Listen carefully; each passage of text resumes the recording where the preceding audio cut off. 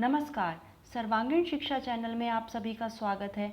आज की कक्षा में हम बौद्ध महासंगीतियों का अध्ययन करेंगे। आइए आज की कक्षा हम प्रारंभ करते हैं। गौतम बुद्ध के महापरिनिर्वाण के बाद उनके अनुयायियों द्वारा शीघ्र ही उनके उपदेशों के संवर्धन के लिए, संरक्षण के लिए और जन जन तक उनके उपदेशों को पहुंचाने के लिए बौद्ध महासंगीतियों का आयोजन किया गया था। इन बौद्ध महासंगीतियों को आप धम्म संगीति के नाम से भी जानते हैं। अब हम उन संगीतियों की क्रम से चर्चा करेंगे। प्रथम संगीति 483 ईसा पूर्व में हुई थी, राजगृह में सप्तपर्णी गुफाओं में। तब राजा थे अजातशत्रु, जो कि हर्यक वंश के राजा थे। इस संगीति की अध्यक्षता महाकश्यप ने की थी और इस संगीति के अंत में क्या महत्वपूर्ण घटना घटी या क्या इस संगीति का उद्देश्य रहा, वह था कि बौद्ध के जो मूल उपदेश थे उनको उनके अनुयायियों ने दो भागों में संकलित किया, जिनको आप सुत्त पिटक और विनय पिटक के नाम से जानते हैं। प्रथम संगीति के 100 वर्षों के बाद ही 383 ईसा पूर्व में वैशाली नामक स्थान में द्वितीय बौद्ध संगीति का आयोजन होता है। इस समय शासक थे कालाशोक, जिनको आप काकवर्ण के नाम से भी जानते हैं।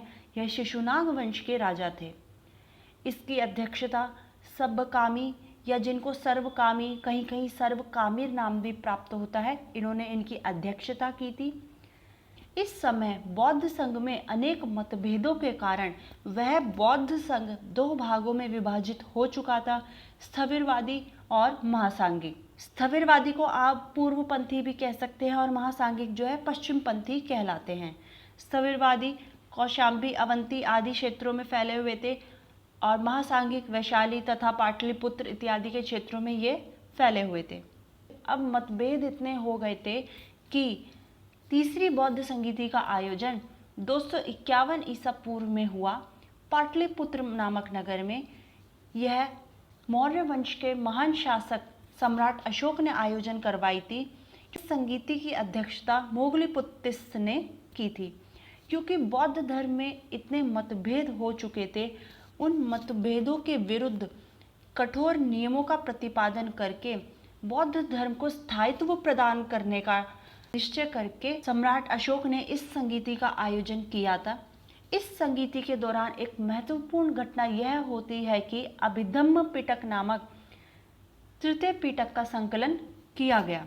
इसी संगीति के दौरान कथावत्तु नामक ग्रंथ मोगलीपुत्तिस ने लिखा, जो अभिधम्म पिटक के अंग के रूप में स्वीकार किया गया। अब तृतीय बौद्ध संगीति के बाद लगभग ईसा की प्रथम शताब्दी में कश्मीर के कुंडल वन में चतुर्थ बौद्ध संगीति का आयोजन किया जाता है। उस समय शासक थे कनिष्क, जो कुषाण वंश के शासक थे। इस संगीति की अध्यक्षता वसुमित्र ने की थी। इस संगीति में एक उपाध्यक्ष भी था, जिनका नाम था अश्वघोष। आपने ऊपर जो 3 संगीतियाँ पढ़ी हैं उसमें कोई भी उपाध्यक्ष नहीं था, लेकिन चतुर्थ बौद्ध संगीति में उपाध्यक्ष भी थे, जिनका नाम है अश्वघोष। यहाँ पे ये परीक्षा के लिए बहुत ही महत्वपूर्ण प्रश्न यहीं से बन जाता है। इस संगीति में महत्वपूर्ण घटना यह होती है कि जो बौद्ध संघ में विभाजन द्वितीय बौद्ध संगीति के समय हुआ था, चतुर्थ संगीति के समय तक बौद्ध धर्म जो है स्पष्टतः 2 संप्रदायों में विभक्त हो गया था, हीनयान और महायान। इस संगीति में तीनों पिटकों पर टीका लिखी गई, जिसका नाम था महाविभाषा। ये बहुत ही महत्वपूर्ण टीका, जिसको आप कमेंट्री भी कहते हैं, यह महाविभाषा नामक ग्रंथ वसुमित्र द्वारा रचित है। संस्कृत भाषा में यह ग्रंथ लिखा गया है और इसे बौद्ध धर्म का विश्वकोश कहा जाता है। अब आधे बच्चों को यह कन्फ्यूज़न होगा पढ़ते हुए कि हम इन संगीतियों के स्थान, राजा, अध्यक्ष इत्यादि कैसे याद रख सकते हैं। तो उसके लिए यहाँ आपको हिंट दी गई है। एक बार इस हिंट की भी हम चर्चा कर लेते हैं। जैसे स्थान आपको याद रखना है, तो स्थान के लिए RVPK, R से राजगृह, V से वैशाली, P से पाटलिपुत्र, K से कनिष्क। राजा या शासक के नामों को याद रखने के लिए AK अजातशत्रु, A से, K से कालाशोक, A से अशोक, K से कनिष्क। यहाँ आपको एक चीज़ और ध्यान रखनी है, काला अशोक और अशोक, इनमें आप कंफ्यूज मत हो जाना। काला अशोक पहले आएंगे और अशोक बाद में आएंगे, ये इस तरीके से हिंट बना के आप याद रखें। फिर अध्यक्ष MSMV, M से महाकश्यप, S से सब्बकामी, M से मोगलीपुत्तिस, V से वसुमित्र। अभी आप देख रहे हैं 2 M है, तो यहाँ आप कंफ्यूज नहीं होना। इस तरीके से याद रखें कि महाकश्यप जो थे बहुत महान थे, इसलिए वो सर्वप्रथम उनका नाम आएगा, और मोगलीपुत्तिस का उनके बाद नाम आएगा तीसरे नंबर पे। इस तरीके से जब आप इस हिंट को 2 से 3 बार पढ़ लेंगे तो आप इनका क्रम कभी नहीं भूलेंगे। ये प्राचीन इतिहास में केवल 4 बौद्ध संगीतियाँ ही प्राप्त होती हैं, परंतु 5वीं और 6ठी बौद्ध संगीति भी हुई थी, लेकिन वो आपकी परीक्षा की दृष्टि से उतनी इम्पॉर्टेंट नहीं है। फिर भी यहाँ मैंने उसको दे दिया है नोट्स में, आप इसको एक बार पढ़ सकते हैं। अगर पंचम बौद्ध संगीति जो हुई थी 1871 ईस्वी में हुई थी, म्यांमार के मांडले में। उस टाइम म्यांमार के शासक थे मिंदन मिन। इसकी अध्यक्षता 3 लोगों ने की थी, जगर भीमामसा, नारिंद भीदजा, सुमंगला सामी।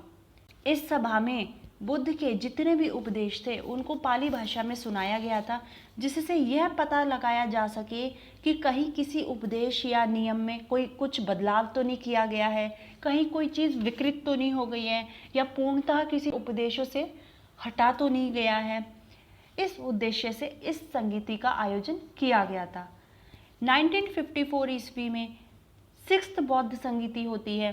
यह भी म्यांमार के काबा आए यंगून में होती है। यूनू जो उस समय के प्रधानमंत्री थे, उनके समय में यह संगीति का आयोजन किया जाता है। इनकी अध्यक्षता महर्षि यादव भदंता विसिक्त सारभिवामसा इन्होंने की थी। इस संगीति का आयोजन बौद्ध धर्म के जो मूल धम्म और विनय हैं उनको संरक्षित करने के लिए किया गया था।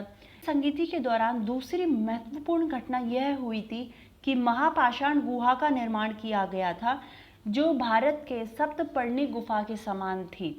सप्तपर्णी गुफा का वर्णन अभी अभी हमने प्रथम बौद्ध संगीति के समय पढ़ा था, उसी के समान इस गुहा को बनाया गया था। मित्रों, आज की यह कक्षा हमारी यहीं समाप्त होती है। अगली कक्षा में हम नए विषय के साथ उपस्थित होंगे। धन्यवाद।